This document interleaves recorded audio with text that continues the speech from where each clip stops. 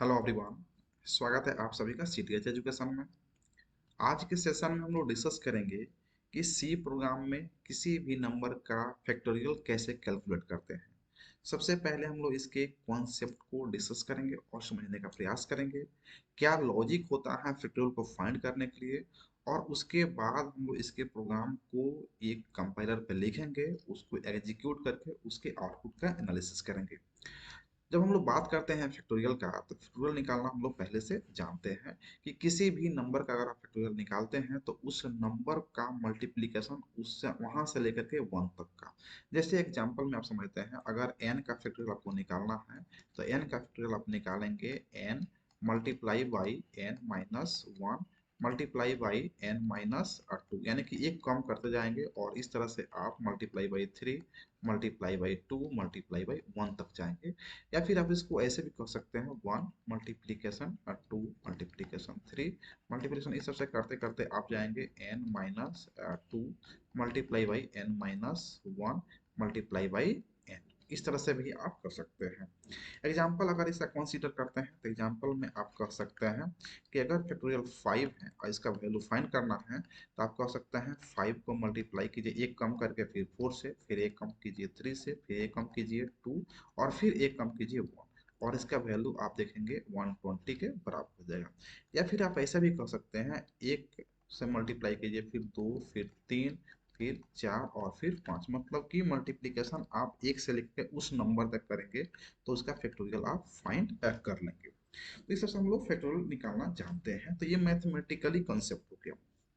इसी mathematical concept को हमें इम्प्लीमेंट करना है लॉजिक में, और उस लॉजिक को अगर हम लोग पुट कर देते हैं सी प्रोग्राम के फीचर्स में, तो हमारा जो है ना किसी भी नंबर का फैक्टोरियल आसानी से कैलकुलेट हो जाता है।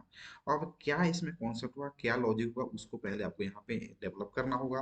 तो लॉजिक ये है, सबसे पहला कॉन्सेप्ट ये है कि आपको एक नंबर चाहिए और उस नंबर का फैक्टोरियल निकालना है, यानी कि वह नंबर चाहिए जिसका फैक्टोरियल निकालना है। तो हम मान लेते हैं कोई एक वेरिएबल है, तो कौन कौन से वेरिएबल आपको चाहिए फैक्टोरियल निकालने के लिए प्रोग्राम में, उसको हम देखते हैं। तो पहला एक वेरिएबल चाहिए एन। आप कुछ भी ले सकते हैं, M N P X Y Z कुछ भी ले सकते हैं, जिसका फैक्टोरियल हमें फाइंड करना है, यानी कि एक्चुअल में एन है वेरिएबल जिसका वैल्यू हम लोग पुट करेंगे प्रोग्राम में, और उसका फैक्टोरियल हमें चाहिए प्रोग्राम के थ्रू। उसके बाद आप देख पा रहे हैं एन का वैल्यू यहाँ पे क्या हो जाएगा, इस एग्जांपल में देते हैं तो 5 हो जाएगा।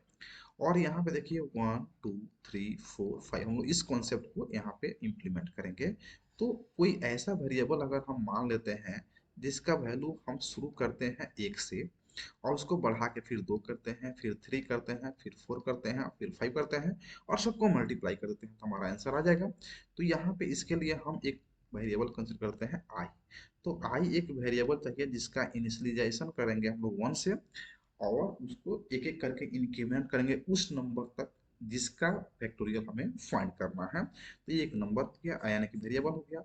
और जब इनका मल्टीप्लिकेशन करेंगे तो मल्टीप्लाई करने के बाद ये जो 120 वैल्यू आया है, इसका वैल्यू कहीं ना कहीं तो स्टोर करना होगा।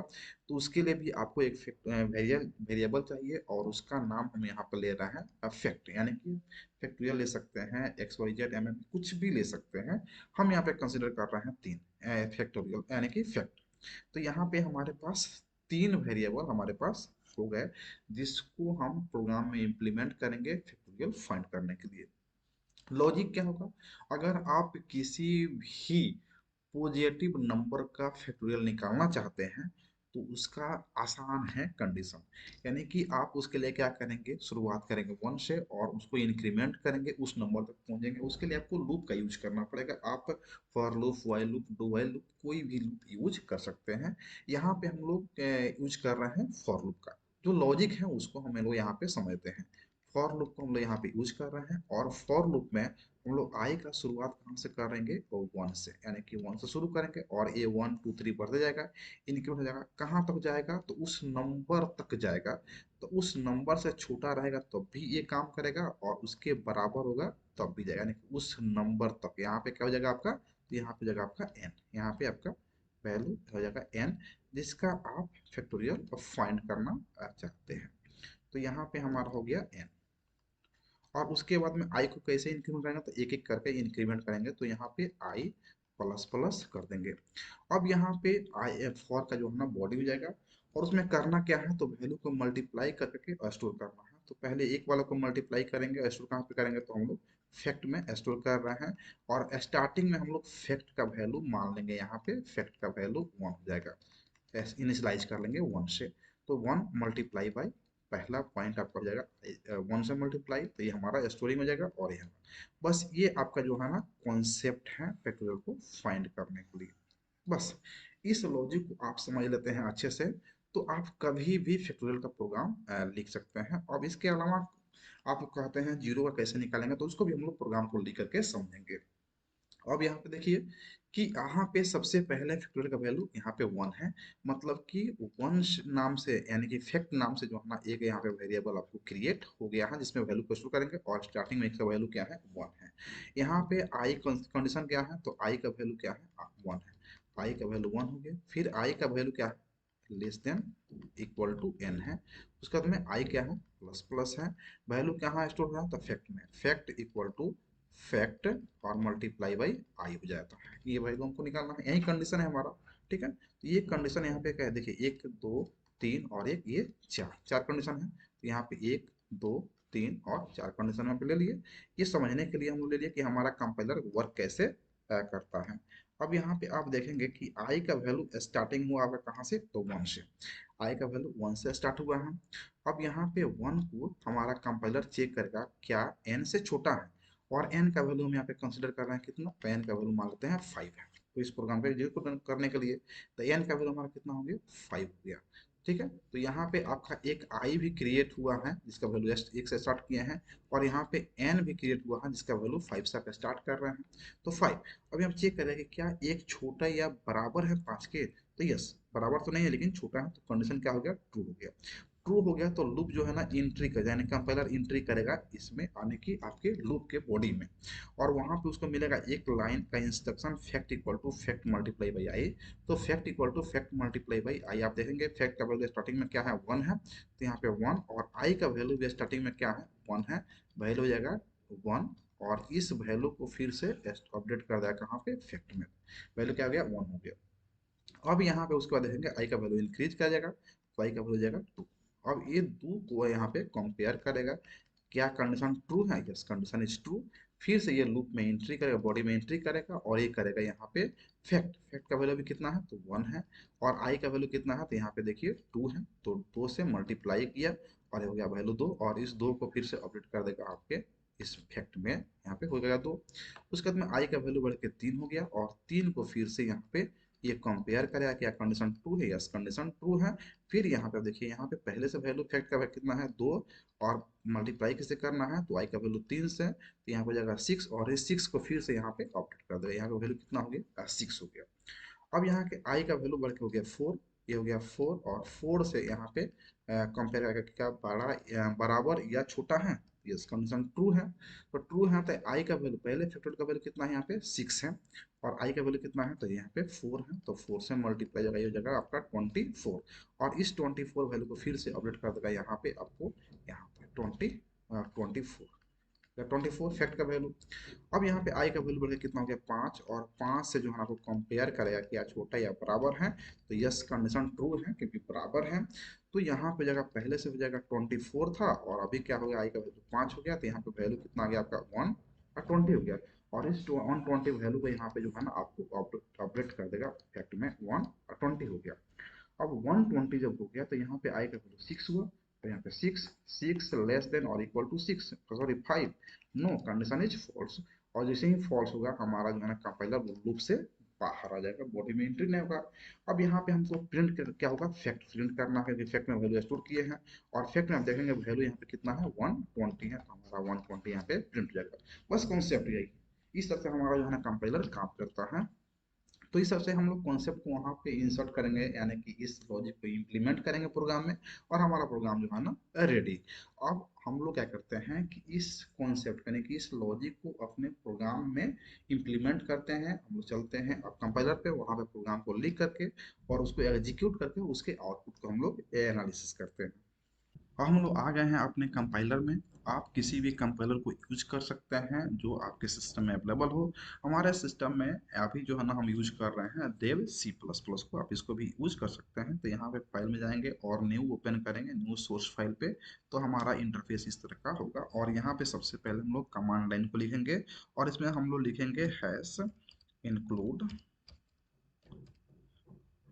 stdio.h। इसका मीनिंग क्या होता है आपको पहले से पता है? अगर नहीं पता है तो आप सी प्रोग्रामिंग के प्लेलिस्ट में जाएंगे तो वहाँ पे कंप्लीट बेसिक कॉन्सेप्ट के बारे में दिया गया है। वहाँ पे एक एक लाइन का मीनिंग क्या होता है, क्यों इसको लिखते हैं, अगर नहीं लिखेंगे तो क्या होगा, इन सभी के बारे में वहाँ पे एक्सप्लेन किया गया है।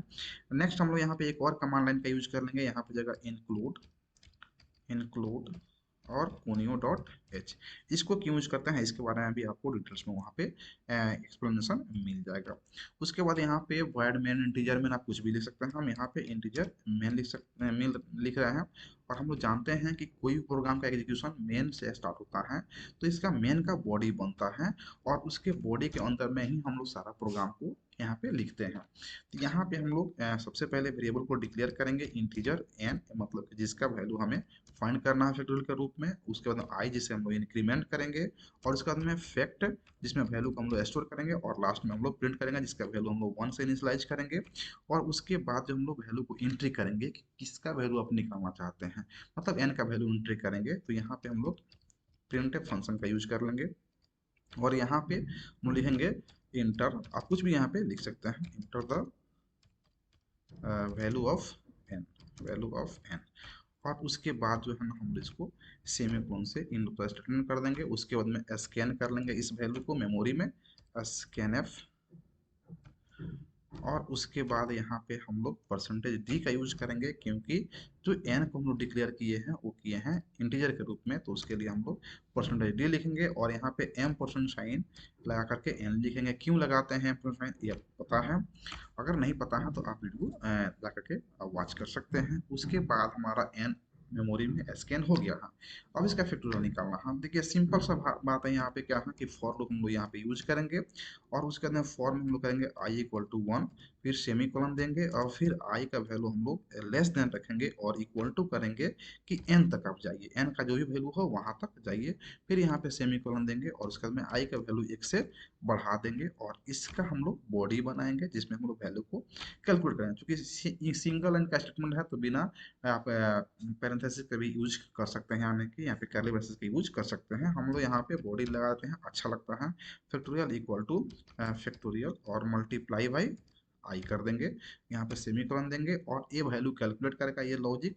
और उसके बाद बाहर निकल के हम लोग यहाँ पे प्रिंट कर लेंगे प्रिंटफ। और यहाँ पे हम लोग प्रिंट करेंगे फैक्टोरियल, यानी कि factorial factorial of percentage D यानी कि एन, और percentage D is equal to हम लोग कर देंगे परसेंटेज डी, मतलब कि फैक्टोरियल। और उसके बाद यहाँ पे पहला परसेंटेज डी के लिए हम लोग एन का यूज कर रहे हैं और दूसरा यूज कर रहे हैं हम लोग फैक्टोरियल के लिए, फैक्ट के लिए। तो एन हमारा वैल्यू रहेगा और उसके बाद फैक्टोरियल में हमारा उसका आंसर रहेगा। और उसके बाद जो है ना हम लोग नीचे में यहाँ पे गेट सी एच यूज कर सकते हैं, एक फंक्शन होता है गेट सी एच। और हमारा प्रोग्राम हो गया कंप्लीट। अब इसको एग्जीक्यूट करेंगे, हमारा आंसर आ जाएगा, किसी भी पॉजिटिव नंबर का फैक्टोरियल फाइंड हो जाएगा। अब इसको हम लोग यहाँ पे सेव कर लेते हैं, इसको पहले सेव कर लेते हैं, अनटाइटल फाइल यहाँ पे नाम आप दे सकते हैं। और इसको एग्जीक्यूट करते हैं तो यहाँ पे कंपाइल एंड रन पे जाते हैं, एग्जीक्यूट करता है और इस तरह का जो हमारा कंसोल स्क्रीन ओपन होता है। यहाँ पे मांगा जा रहा है enter the value of N. अब यहाँ पे हम लोग एन का वैल्यू 5 इंटर करते हैं और इंटर करेंगे तो हमारा आंसर आ जा रहा है factorial of 5 equal to 120।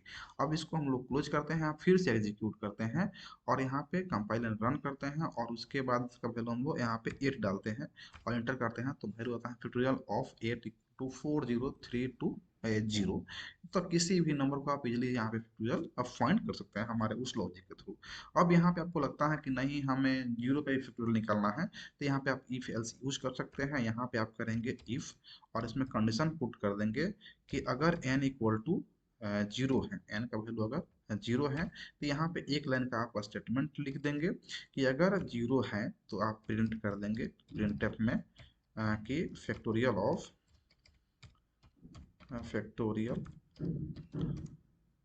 Of zero zero is equal to one. ये हमारा जो है ना एक लाइन का यहाँ पे स्टेटमेंट हो गया। और अगर जीरो है तो इस लाइन को प्रिंट कीजिए आप फैक्टोरियल जीरो, और नहीं तो फिर आप एल्स में चल जाइए। तो यहाँ पे एल्स का एक बॉडी क्रिएट हो जाएगा, यहाँ पे हो जाएगा एल्स। और इसको हम यहाँ पे एक और जो है ना यहाँ पे एल्स को क्लोज करेंगे। एल्स को आप यहाँ पे क्लोज कर देंगे, यहाँ पे क्लोज कर देंगे। तो ये हमारा जो है ना ये हमारा जो है ना प्रोग्राम कंप्लीट हो गया। अब इससे क्या होगा, आप जीरो का भी फैक्टोरियल निकाल सकते हैं। यहाँ पे आप कंपाइलर रन करेंगे तो हमारा प्रोग्राम रन करेगा। आप जीरो यहाँ पे वैल्यू देते हैं तो देखिए यहाँ पे कह रहा है factorial of zero equal to one. ठीक है, अब उसके बाद जो है ना इसको क्लोज करते हैं और आप निकालते हैं फैक्टोरियल फाइव का वैल्यू। तो यहाँ पे फैक्टोरियल फाइव का वैल्यू भी आसानी से आपका निकाल करके दे देगा 120। जिससे आप प्रोग्राम को आसानी से एग्जीक्यूट कर सकते हैं।